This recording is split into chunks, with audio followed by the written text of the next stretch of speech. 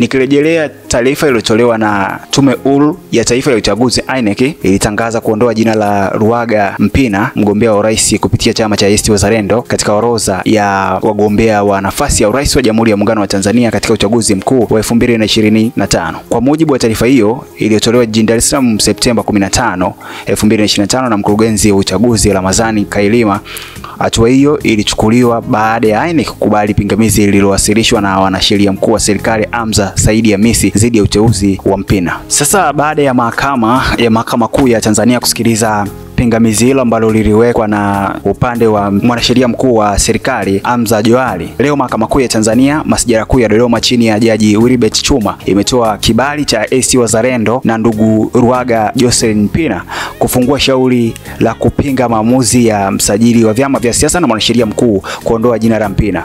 Kwa mujibu wa taarifa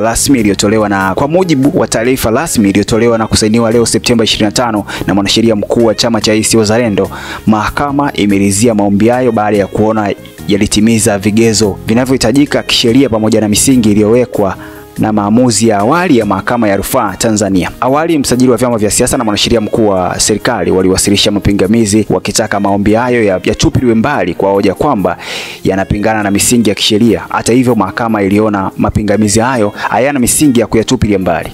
Kwa hatua hiyo, ACT Wazalendo na Luhaga Mpina sasa wamepewa siku 14 kuanzia leo Septemba 26 kuwasilisha rasmi maombi ya kufutwa kwa maamuzi hayo ya msajili wa vyama vya siasa na mwanasheria mkuu wa serikali. Wakati huo ACT Wazalendo inaendelea na shauri la kikatiba namba 24027 dhidi ya Tume Huru ya Uchaguzi INEC na mwanasheria mkuu wa serikali ambalo litasikilizwa Septemba 29, 2025 mbele ya majaji watatu wakiongozwa na Jaji Frederick Manyanda. Utakumbuka Luhaga Jocelyn Mpina amekuwa akiwekewa pingamizi mara kwa mara. Utakumbuka pingamizi ambalo liliwekwa na mwanasheria mkuu wa serikali na wagombea wa vyama vya NRA pamoja na AFDA-FP wakipinga pia uteuzi wa Luhaga Mpina kugombea urais wa Jamhuri ya Muungano wa Tanzania kupitia ACT Wazalendo. Baada ya mapingamizi hayo yote yalienguliwa na mahakama, sasa wamefuata wengine ambao wamekuja na makubwa zaidi, na mahakama imewapa sasa kibali ACT Wazalendo kwenda